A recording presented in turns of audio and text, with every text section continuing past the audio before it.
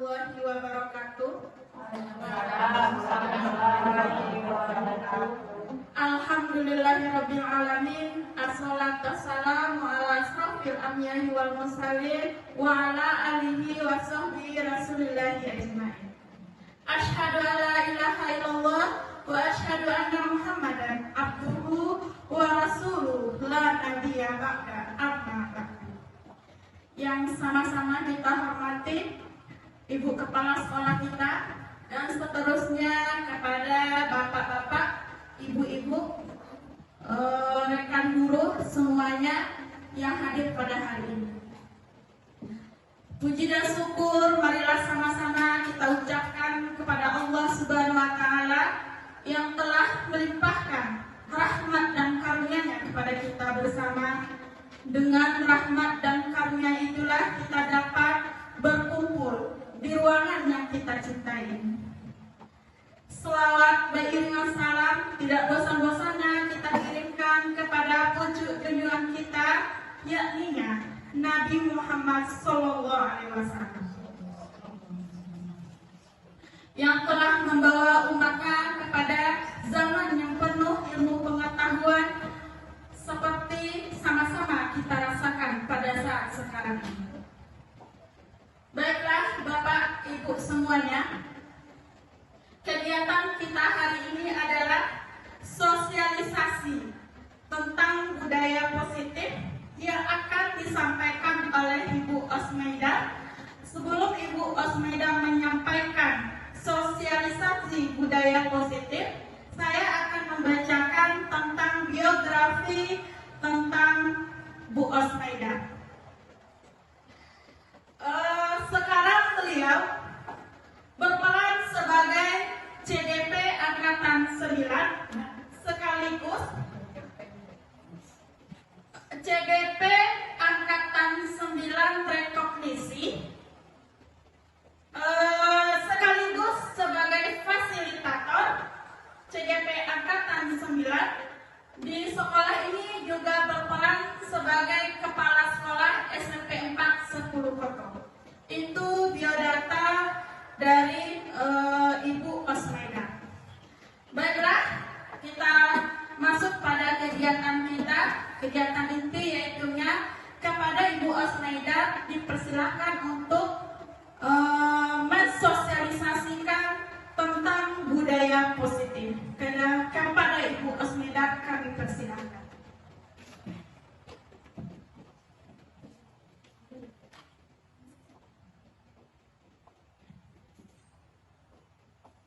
Assalamualaikum warahmatullahi wabarakatuh. Terima kasih kepada Bu Dona satu protokol, kemudian Ibu Wakil Kepala Sekolah yang saya hormati, Bapak dan Ibu Majelis Guru yang saya hormati yang sudah berada di ruangan ini. Hari Selasa makan ketupat di Pondok Bambu. Jayalah SMP Negeri 4 bersama Bapak dan Ibu. Hatiku senang melihat ibu-ibu guru memakai jilbab bermotif. Terima kasih dan selamat datang dalam ruangan berbagi budaya positif. Oke, Bapak Ibu. Iya, terima kasih kepada Bapak Ibu semua.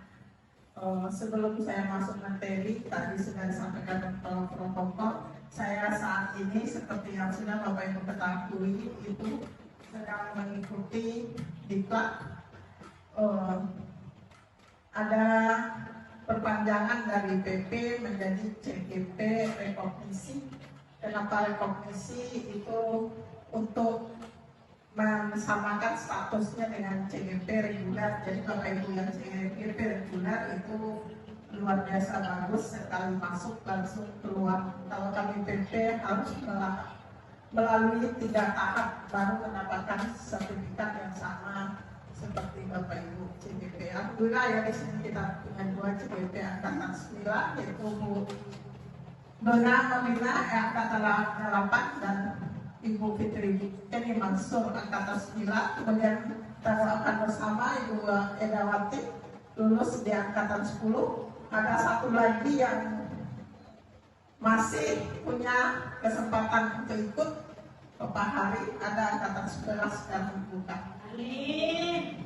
Nah, jadi Bapak Ibu salah satu tugas untuk rekognisi itu adalah berbagi definisi tentang budaya positif pada modul 1.4. Sekarang melalui Bapak Ibu semua saya izin berbagi di sini.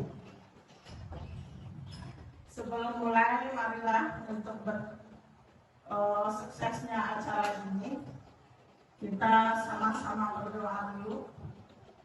Bapak Ibu berdoa di dalam hati saja, atau Pak Adi bisa bantu pimpin dalam hati saja ya, untuk kesuksesan acara ini. Berdoa mulai.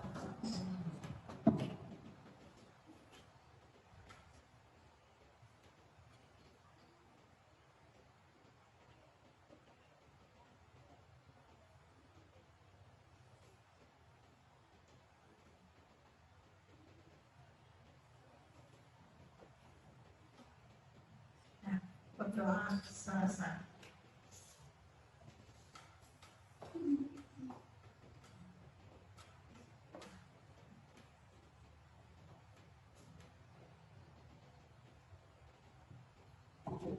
Nah, Bapak Ibu sekarang seperti dengan bahan yang sudah ditayang itu penyebaran pemahaman dan penerapan pengalaman budaya positif.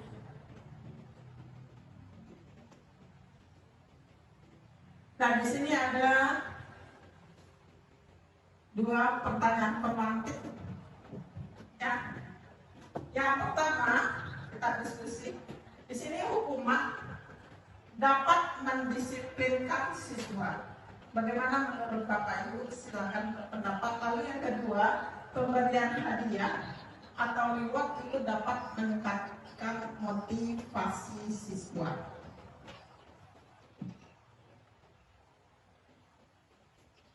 Silakan, siapa mau buat pendapat duluan? Ya. Silakan, Bu Irma.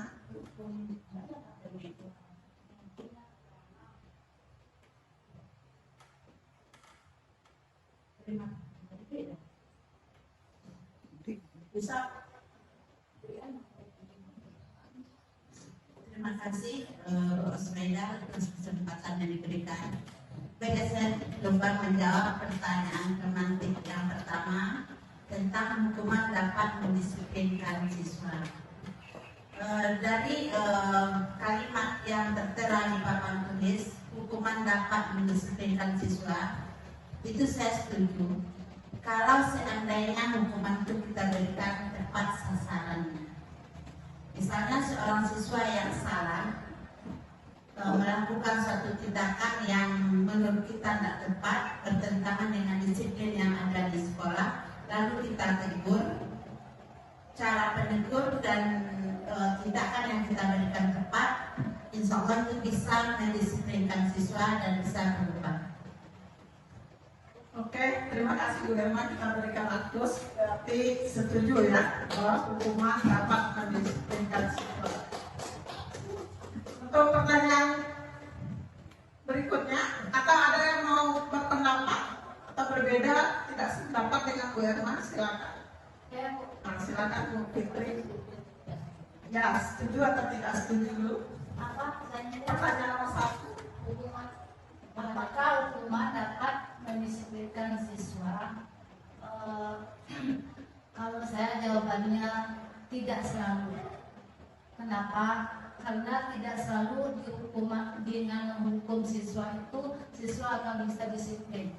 Sebab kalau seandainya hukuman itu biasanya itu akan hanya sesaat saja dan besok mereka akan ulangi lagi. Kalau kita ingin memberi yang baik atau mendisiplinkan siswa, artinya membudayakan disiplin pada diri siswa, itu sebaiknya siswa itu setelah merubah, setelah melakukan kesalahan, berikutnya setelah kita tindakan itu selanjutnya akan berubah sikapnya untuk selanjutnya. Jadi kalau seandainya dengan menghukum itu hanya sesaat, jadi sekarang besok ulangi lagi. Berarti Bu Fitri tidak setuju artinya ya? Iya. Tidak setuju bahwa hukuman dapat mendisiplinkan siswa. Oke, terima kasih Bu Fit. Kemudian untuk pertanyaan kedua, pemberian hadiah dapat meningkatkan motivasi siswa. Silakan. Siapa? Silakan Bu Dona.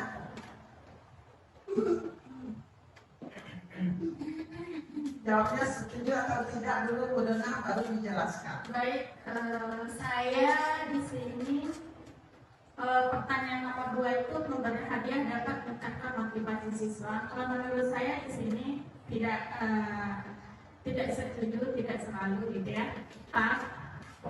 Pemberian hadiah itu belum tentu bisa meningkatkan motivasi sebagai siswa. Karena motivasi itu kan datangnya dalam diri.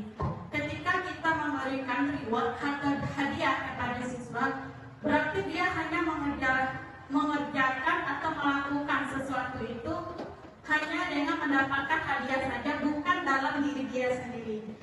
Karena ketika kita memberikan hadiah atau reward yang terlalu tinggi, itu akan mendapat negatif kepada siswa kita. Dan dia merasa dia sudah lebih dari teman-temannya.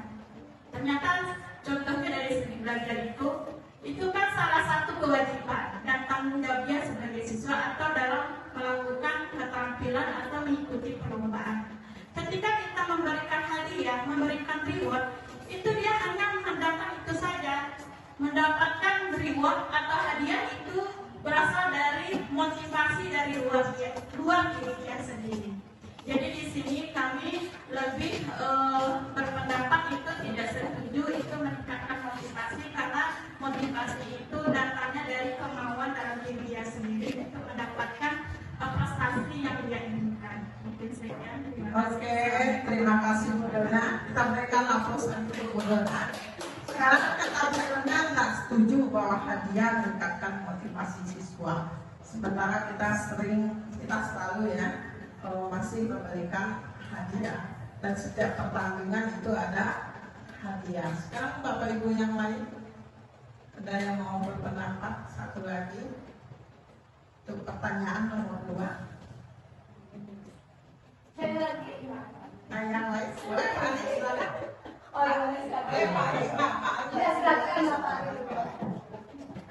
Terima kasih. Assalamualaikum warahmatullahi wabarakatuh. Waalaikumsalam warahmatullahi wabarakatuh.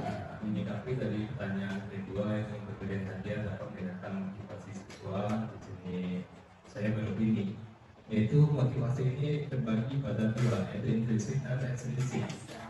Dan di sini saya lebih menekankan pada intrinsik, seperti yang dikatakan oleh Bu Dona tadi. Jadi kalau ekstrinsik itu cuma sesaat. Kalau intrinsik itu merupakan kesadaran dari dirinya sendiri. Kalau seandainya ada kesadaran itu, mereka nggak mempedulikan lagi atau mengharapkan dari yang ekstrinsiknya lagi. Jadi reward itu nggak bisa mereka abaikan. Jadi kalau seandainya mengejar reward mereka tersebut, mereka bisa melakukan dengan hal-hal yang tidak baik nantinya. Intinya, pokoknya saya mendapatkan reward, bagaimana caranya terserah nantinya.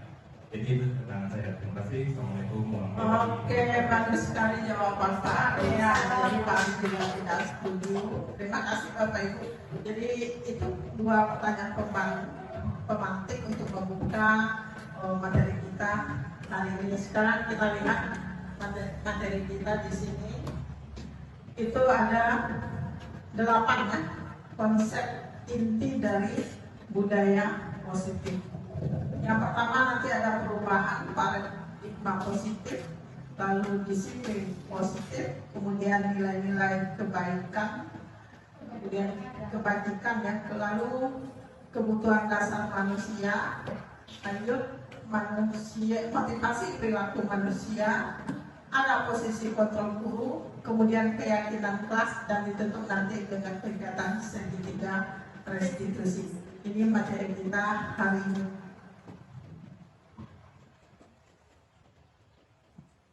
Oke, kita lihat yang pertama, perubahan paradigma positif.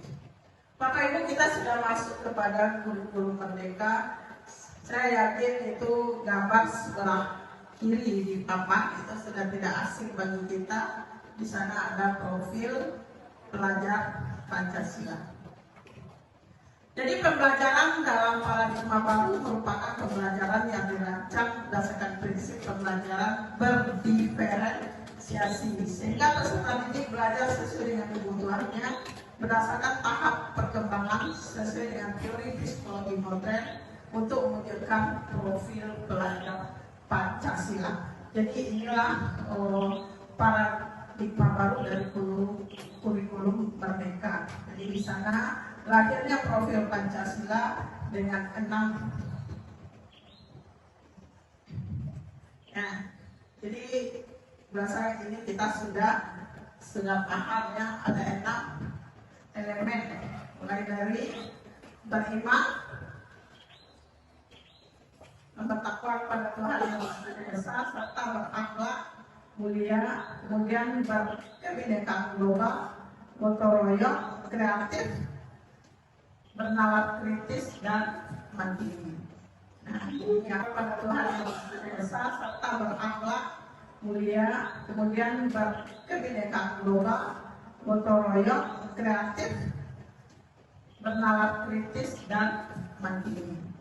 Nah, ini yang sudah kita lakukan di sekolah kita dari Pak. Nah, sekarang perhatikan Bapak Ibu gambar di depan. Ini miskonsepsi tentang teori kontrol.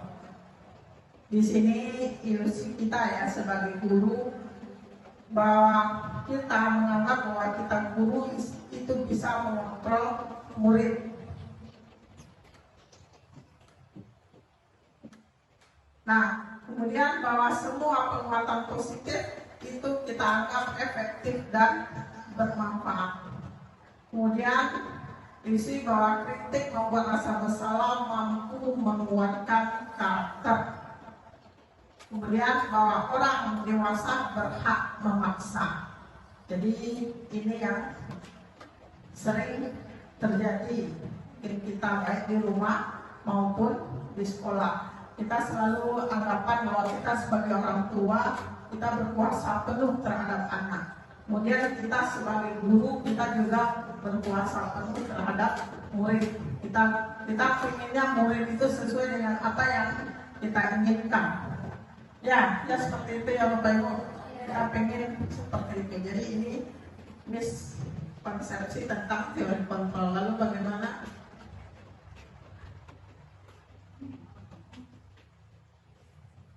Apakah benar kita bisa mengontrol? Jadi Bapak Ibu,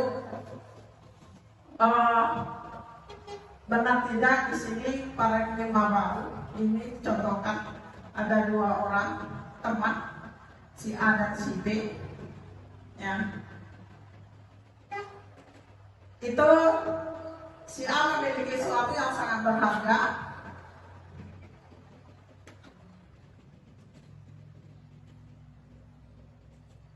Kemudian dikepal di tangannya. Nah, si B ingin merebut sekuat tenaga untuk meminta. Mungkin bisa dicobakan sebentar. Ada yang bisa mau mencontohkan di depan? Ya, bisa berebut berdua. Boleh kita praktekkan di depan. Bu Eda sama Upit. Boleh silakan. Ya, kita berikan Bu Eda ini sesuatu yang ini siapa? Ini jangan sesuatu yang paling berharga yang Bu Eda miliki. Nah, yang paling berharga. Lalu Bu Sapitri ingin mengambilnya dengan Bu Fitri ingin mengambilnya. Jadi maksud ingin mengambilnya. Silakan Bu Fit, sekuat tenaga Bu Eda akan mempertahankan.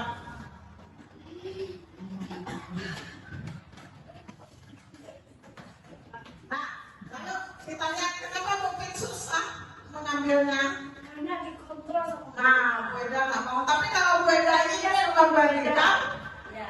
pasti akan mudah. Jadi Bu Eda mengendalikan, dia tidak mau memberikan sama Bupit sehingga Bupit kesusahan. Jadi sederhananya seperti itu.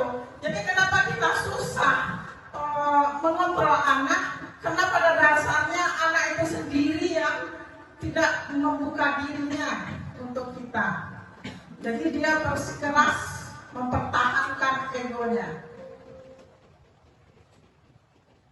Nah, jadi untuk itu kita supaya dia bisa menurut, kadang kita menggunakan juga semua cara. Kadang lahir ancaman. Kalau kamu tidak mau, nanti efeknya seperti ini ya.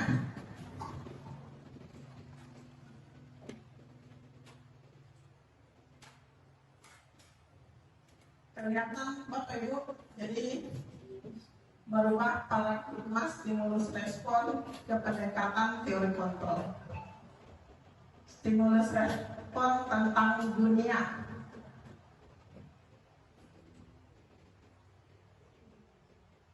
Kalau stimulus respon itu realitanya kebutuhan dianggap sama. Kalau pada teori kontrol itu kebutuhan kita itu berbeda. Lalu semua orang melihat hal yang sama. Untuk kontrol itu setiap orang memiliki gambaran yang berbeda. Orang lain bisa mengontrol saya, itu untuk stimulus responnya. Lalu pada kontrol hanya Anda yang bisa mengontrol diri Anda. Jadi tidak bisa orang lainnya, hanya kita yang bisa mengontrol diri kita sendiri. Pada stimulus respon saya bisa mengontrol orang lain. Pada teori kontrol Anda tidak bisa mengontrol orang lain. Stimulus respon pemaksaan ada pada saat rujukan gagal. Pada teori kontrol, kolaborasi dan konsensus menciptakan pilihan-pilihan baru. Kemudian stimulus respon tentang dunia, model berpikir menang atau kalah. Pada teori kontrol, model berpikirnya menang-menang. Jadi ini perbedaan antara stimulus respon dengan teori kontrol.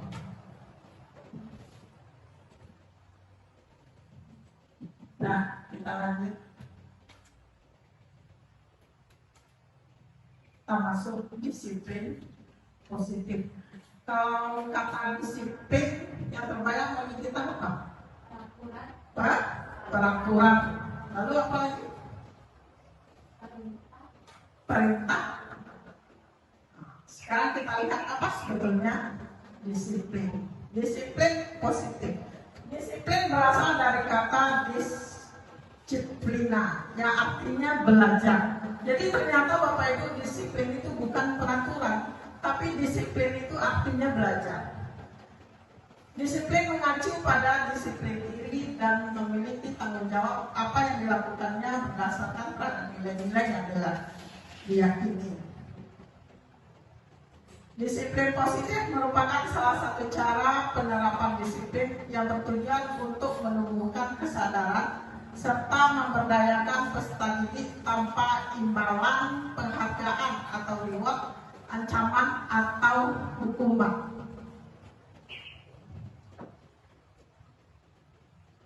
Nah, lalu kita sebagai pendidik, itu tujuan kita adalah menciptakan peserta didik yang memiliki disiplin diri sehingga mereka berperilaku mengacu kepada nilai-nilai kebajikan universal dan memiliki motivasi intrinsik dalam perubahan perilaku ke arah yang lebih baik.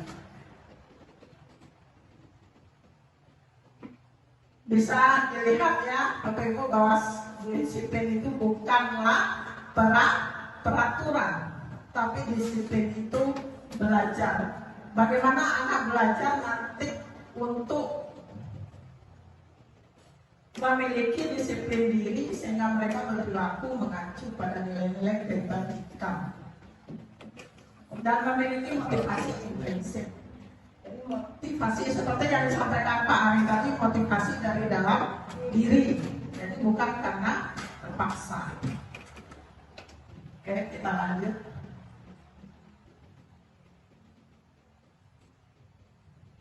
Nah, tadi kita sudah bicara antara nilai-nilai kebajikan. Sekarang apa saja nilai-nilai kebajikan? Nilai-nilai yang disepakati. Jadi nilai-nilai kebajikan itu nilai-nilai yang disepakati secara bersama, lepas dari suku bangsa, agama, bahasa maupun latar belakang. Nah, ini contoh nilai kebajikan bagi institusi atau organisasi termasuk sekolahnya. Yang pertama itu ada profil pelajar Pancasila, ada 6 tadi yang sudah kita sebutkan. Kemudian ada lagi nilai toleransi, rasa hormat, integritas, mandiri, menghargai, antusias, empati, kreativitas, kerjasama. Kemudian keinginan untuk mandiri. Dan kemudian ada 9 pilar karakter. Itu cinta Tuhan dan segenap ciptaannya, kemandirian dan tanggung jawab, kejujuran, diplomatis, hormat dan santun, dermawan, suka menolong dan gotong royong, percaya diri, kreatif dan kerja keras. Kemudian kepemimpinan dan keadilan, toleransi, baik dan rendah hati. Jadi ini semua adalah nilai-nilai kebajikan yang biasa digunakan dalam organisasi. Untuk sekolah mungkin itu profil pelajar Pancasila, tapi semuanya itu masuknya kita toleransi, antusias dan sesuai dengan agama kita ya, itu berakhlak.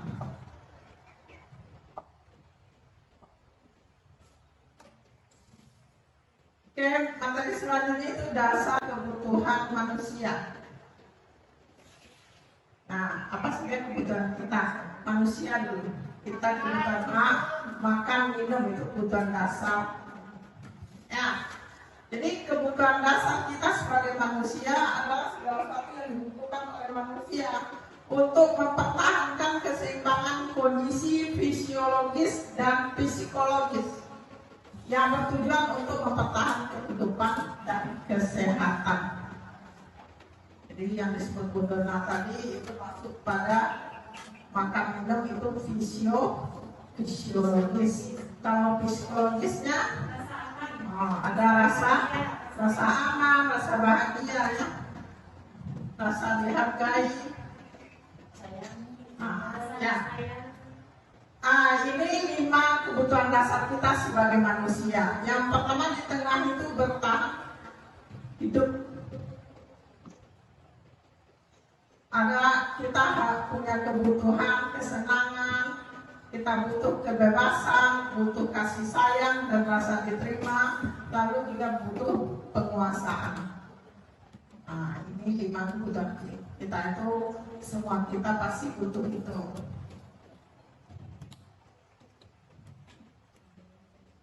Oke, sekarang kita masuk materi selanjutnya, motivasi perilaku manusia. Jadi tadi Pak Ari dan Bu Dona sudah di awal sudah sampaikan ada motivasi itu 2 ya. Ada ekstrinsik, ada intrinsik. Sebelum kita lihat nanti yang mana, kita lihat ada 3. Misalnya pas rapat dengan kepala sekolah, ini contohnya. Lalu kepala sekolah marah-marah karena guru sering datang terlambat misalnya ya. Lalu karena besoknya tidak ada lagi yang berani datang terlambat, semuanya datang pagi. Dengan kasus ini, kira-kira guru yang sering datang terlambat lalu tiba-tiba dia datang pagi, itu motivasinya yang mana? Ada 3 di depan. Kira-kira yang mana motivasinya? Yang pertama untuk menghindari ketidaknyamanan atau hukuman.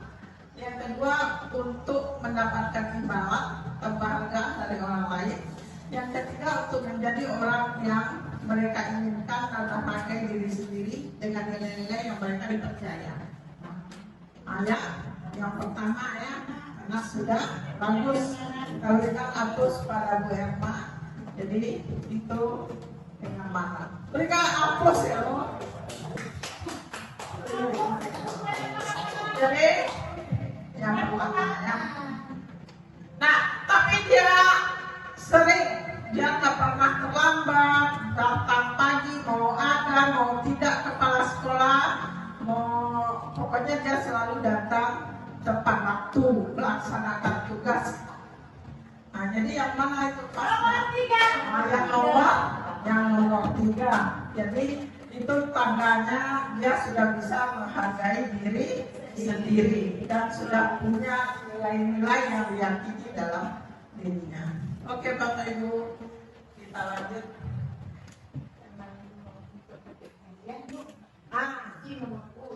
Kalau terhadap pujian itu nomor 2 toh. Iya. Ya. Jadi rajin ibu tuh kita pas pujian itu nomor 2. Jadi mana yang bagus? Yang dapat pujian atau karena keinginan diri? Paham kan?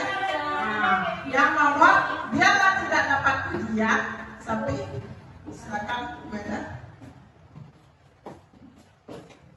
Nah, sekarang kita lihat. Tadi ada pertanyaan pemantik 2 di awal. Masalah hukuman tadi sama penghargaan. Sekarang kita lihat. Apa konsep disiplin dengan identitas gagal? Jadi, kalau hukuman, nah ini yang dirasakan oleh siswa. Atau takut kena hukum itu akan terasa ini. Menyakitkan, tidak nyaman, murid takut, ya, kemudian memaksa murid, lalu murid akan menyembunyikan kesalahannya, lalu murid menjadi rendah diri. Kan dia nak, walaupun dia salah, dia betul-betul dia pelakunya, kita tanya dia akan berbohong karena dia takut dengan hukuman. Kemudian kalau kita berikan penghargaan, apakah dia memotivasi? Ternyata menurut teori, setelah dilakukan penelitian itu tidak efektif. Kemudian bisa merusak hubungan, bisa timbul sifat iri, lalu mematikan kreativitas. Ternyata memberikan hadiah dengan sistem ranking juga merupakan hukuman, kemudian merampas hak menghargai dirinya. Jadi makanya kemarin dari kurikulum 13 sampai sekarang itu tidak ada lagi ranking, yang tidak dibunyikan di dalam rapor karena dianggap itu tidak efektif, menimbulkan rasa iri. Ya, jadi ini menurut hasil penelitian. Salah dalam penyampaian, kalau masih ragu nanti boleh ada modulnya atau kita bisa juga diskusi bersama. Saya akhiri, assalamualaikum warahmatullahi wabarakatuh.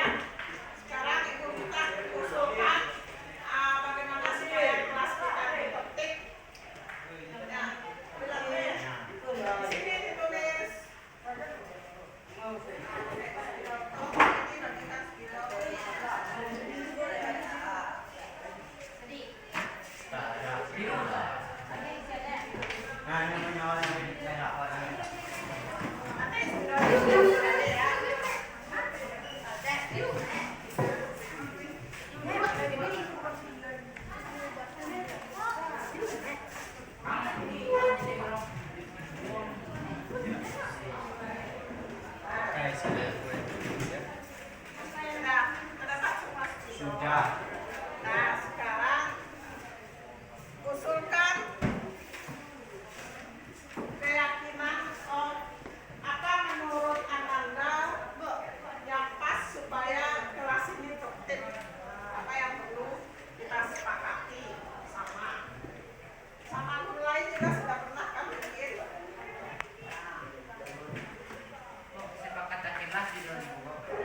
Ya, bikin saja usulnya apa. Nanti kita ambil. Nah, jadi kenapa kita perlu kesepakatan ini tujuannya? Yang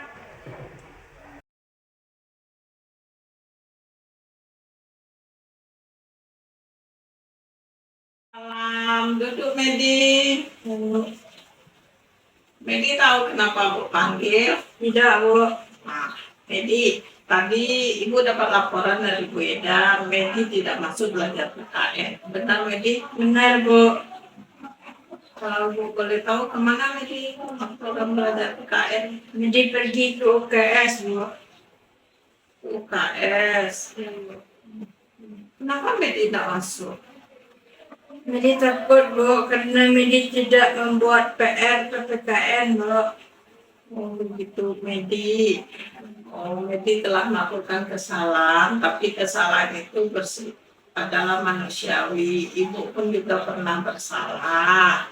Tapi setiap kita melakukan kesalahan, pasti ada alasannya. Boleh tahu Ibu alasan kenapa Medi tidak membuat PR? Ya, Bu. Semalam Medi menonton Piala Dunia favorit Portugal melawan Jerman dan Medi menontonnya sampai larut malam, Bu, sehingga Medi mengantuk dan Medi tidak sempat membuat PR PPKN-nya, Bu. Oh, begitu, berarti senang sekali tadi malam tuh ya bisa menonton sepak bola sampai lupa ada PR PKN. Ya, Bu. Ya. Nah, sekarang menurut Medi dengan tidak masuk atau membolos itu dan tidur di UKS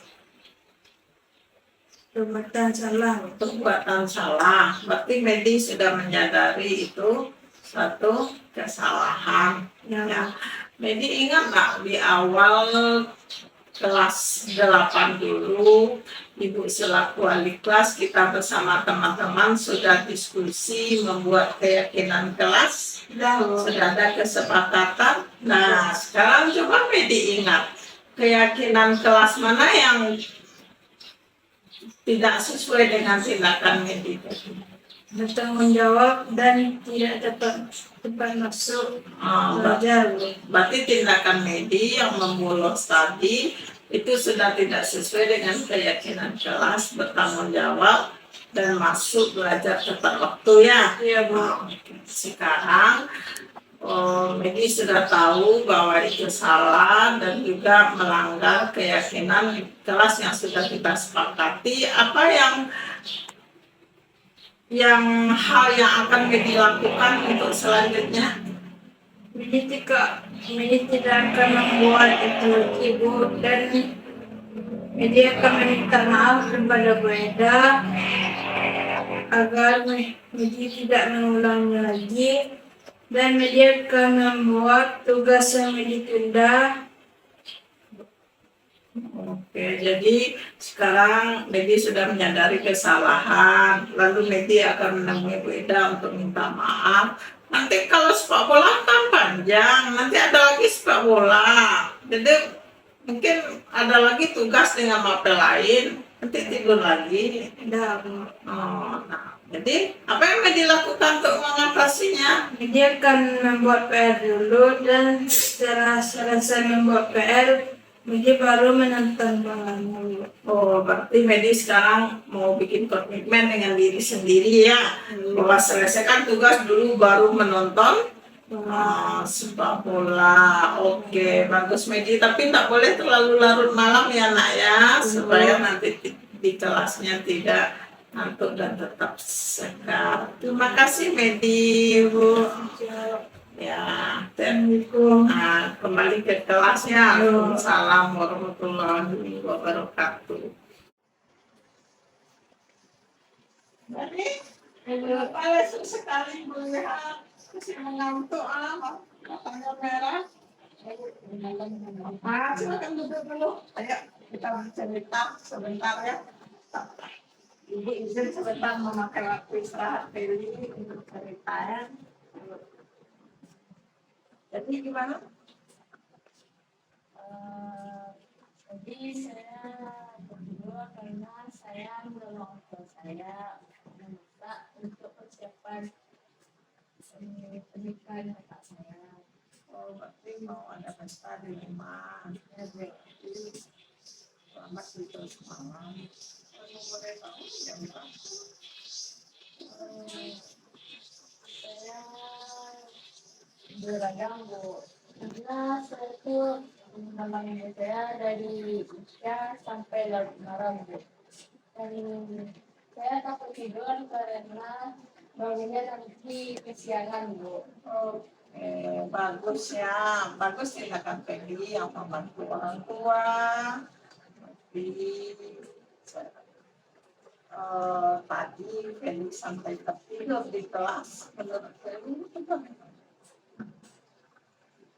Mulai dengan kesempatan kita Bu. Oh, tidak sesuai. Jadi, Feli sudah langsung paham ya, ingat kesepakatan kelas kita ya, keyakinan kelas kita bahwa belajar harus tepat waktu, bertanggung jawab, saling menghargai ya.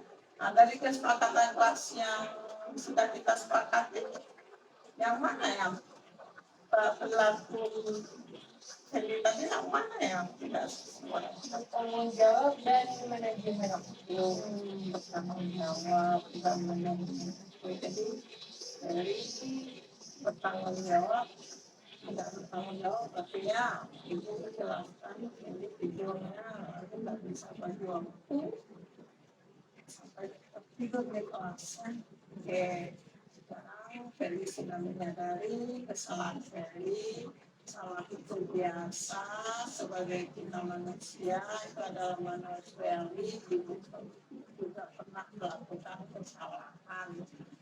Namun kita sebagai manusia kita juga harus berbenah, memperbaiki diri. Sekarang apa yang bisa Feli lakukan untuk memperbaiki ke depan supaya tak terjadi lagi saat belajar? Pertama, saya minta maaf kepada Ibu karena saya tidak mendengarkan Ibu menyalahkan pelajaran. Dan saya akan membagi waktu antara belajar dan menolong orang tua. Dan saya meminta izin kepada orang tua saya berjual setelah jam 11 malam saya akan jemput istirahat sehingga saya tidak merasa ngantuk dan lancar dalam mengikuti pelajaran. Oke, bagus sekali. Jadi ada yang nanti Feli harus membantu orang tua lagi atau ada kegiatan malam, Feli akan minta izin dan cepat untuk istirahat ya, sehingga bisa fokus lagi dan belajar. Bagus sekali Feli niatnya, semoga Ibu berharap ya kesepakatan kelas yang sudah kita buat bersama itu bisa selalu kita laksanakan. Dan dengan niat baik Feli tadi, semoga cita-cita Feli tercapai. Oke, Feli, gimana sekarang? Oke, sekarang Feli boleh istirahat gabung sama teman-temannya ya. Sama-sama Feli. Assalamualaikum warahmatullahi wabarakatuh. Perkenalkan, nama saya Medina Aprilia. Saya kelas 8 berasal sekolah di SMP Negeri 410 Koto.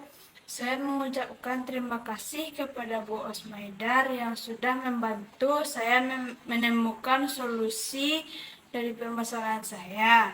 Saya merasa senang, bersemangat untuk belajar PPKN kembali. Sekian, terima kasih. Wassalamualaikum warahmatullahi wabarakatuh. Assalamualaikum warahmatullahi wabarakatuh. Perkenalkan, nama saya Feli Arnanda, kelas 8, bersekolah di SMPN 410 Koto, Kabupaten Tanah Datar. Saya mau mengucapkan terima kasih kasih kepada Bu Os telah menemukan solusi dari permasalahan saya.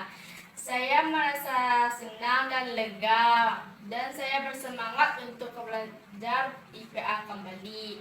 Wassalamualaikum warahmatullahi wabarakatuh. Terima kasih. Assalamualaikum warahmatullahi wabarakatuh. Saya Fitrini Mansur, guru SMP 4 Bogoto, Tanah Datar. Kemarin saya sudah mengikuti sosialisasi yang dilakukan oleh Ibu Osmaidar SPD tentang budaya positif. Dari sana saya mengetahui adanya 5 posisi kontrol seorang guru. Di sana ada sebagai penghukum, sebagai pemantau, sebagai teman, sebagai pemberi rasa kasih sayang, dan sebagai manajer. Nah, dari kelima posisi kontrol itu, saya yang sering saya lakukan adalah sebagai penghukum. Dan dari sana saya menyadari kalau sebagai penghukum posisi kontrol itu sudah tidak relevan lagi dengan perkembangan peserta didik kita zaman sekarang ini. Untuk itu saya akan bersedia menerapkan budaya positif yang telah disampaikan oleh Bu Osmaidar tentang 5 posisi kontrol tersebut. Kalaupun terjadi permasalahan dalam diri siswa saya, itu akan saya selesaikan dengan segitiga restitusi seperti yang disampaikan oleh Bu Osmaidar kemarin. Ada segitiga restitusi. Yang pertama memfasilitasi menstabilkan identitas siswa dulu. Kalau seandainya siswa itu bermasalah, setelah itu kita validasi kesalahannya sesuai dengan kesepakatan atau keyakinan kelas yang sudah kita dan kedepannya budaya positif ini akan saya terapkan di sekolah ini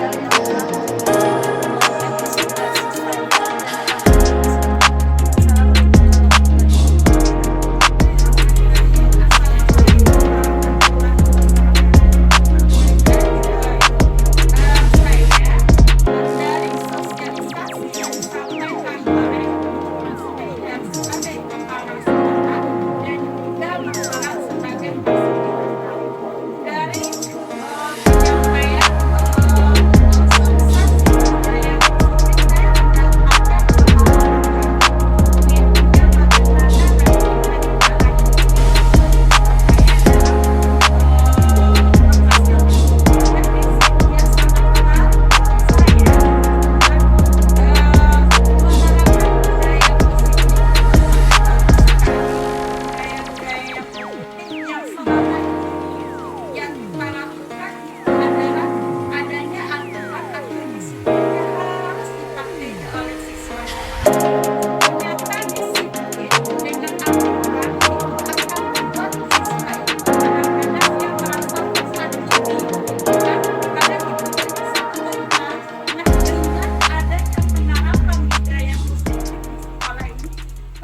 saya siswa-siswa kita dan juga termasuk guru itu semuanya akan menerapkan, dan di sini adanya motivasi dalam diri untuk melakukan perubahan, gitu kan, yang merujuk kepada disiplin positif. Nah, di sini ketika kita menerapkan disiplin positif, kita itu akan merasakan kenyamanan, termasuk kepada siswa, termasuk kepada guru. Nah, di sini guru itu dituntut juga itu adalah keteladanan bagi siswa-siswanya, gitu. Nah, maka siswanya di sini dengan adanya sosialisasi tentang budaya positif ini yang sangat menarik sekali bagi saya tentang segitiga restitusi, yaitu penyelesaian tentang permasalahan-permasalahan anak ketika dia melanggar dari aturan sekolah. Nah, saya di sini sebagai guru BK, sangat terbantu sekali dengan adanya segitiga restitusi ini. Jadi, ketika siswa kita merasakan adanya bermasalah, gitu kan, nah dengan menggunakan segitiga restitusi ini, siswa kita akan merasa dihargai, merasa tidak disalahkan, merasa nyaman, dan dia akan bisa kembali kepada kelompoknya. Nah, di situ ini adalah salah satu solusi yang sederhana ketika siswa memiliki permasalahan yang sederhana di sekolah, dan terbantu sekali, terutama saya sebagai guru BK. Nah, dengan menerapkan budaya positif ini di sekolah, baik itu siswa, baik itu guru, itu kan, nah di sini kita sama-sama saling menghargai, baik kita menghargai siswa, siswa juga menghargai gurunya, gitu kan. Saya sangat suka, gitu kan, sangat tertarik sekali dengan budaya positif ini, tetapi memang untuk melakukan perubahan, gitu kan, melakukan perubahan yang seperti ini itu tidak mudah, butuh proses. Nah, butuh proses, tentu kita harus memahami budaya-budaya apa yang akan kita terapkan, tentu berdasarkan nanti ketika melaksanakan segitiga restitusi, tentu adanya kesepakatan yang kita buat dengan siswa. Nah, kesepakatan yang akan kita buat itu, terutama itu di dalam kelas, itu ada kesepakatan kelas. Nah, ketika anak kita bermasalah atau melanggar, kita nanti akan menanyakan kesepakatan apa yang dia langgar, gitu kan. Nah, di situ siswa memiliki tanggung jawab dan saling menghargai tergantung kesepakatan yang kita buat dengan masing-masing siswa di dalam kelas. Jadi sangat berguna sekali, apalagi kurikulum merdeka ini, gitu kan. Banyak siswa-siswa kita itu kan dia sudah tahu dia merdeka, dia bebas, dia tidak bisa dituntut, dia tidak bisa ditekan. Karena dengan kurikulum merdeka ini kita menciptakan lingkungan dan sekolah yang menyenangkan bagi siswa kita, termasuk dalam pembelajaran. Pembelajaran di sini di dalam kelas itu yang saya pahami dari sosialisasi Bu Osmaidah, itu tentang pembelajaran berdiferensiasi. Pembelajaran berdiferensiasi yang saya pahami bagaimana kita memahami berbagai karakter siswa kita di dalam kelas, dan kita memberikan media pembelajaran sesuai dengan keberagaman siswa tersebut.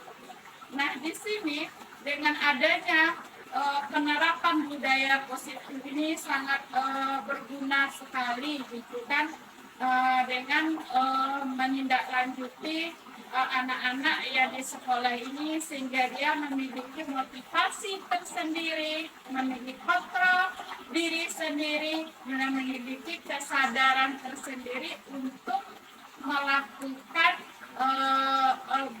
penerapan budaya positif di sekolah. Mungkin hanya itu materi dari sosialisasi yang disampaikan oleh Bu Kepala, Bu Osmaidah. Terima kasih ilmunya yang disampaikan kepada kami yang sudah disosialisasikan. Itu kami akan mencoba melakukan perubahan-perubahan yang berhubungan dengan dan menerapkan budaya positif ini. Kami meminta itu semuanya di lingkungan sekolah, stakeholder yang ada di sekolah ini bisa menerapkan budaya positif, bukan dituntut hanya siswa saja, tetapi semua stakeholder dan pihak-pihak sekolah yang terkait dengan lingkungan sekolah ini akan mencoba menerapkan budaya positif ini. Oke, terima kasih. Saya sudahi. Assalamualaikum warahmatullahi wabarakatuh.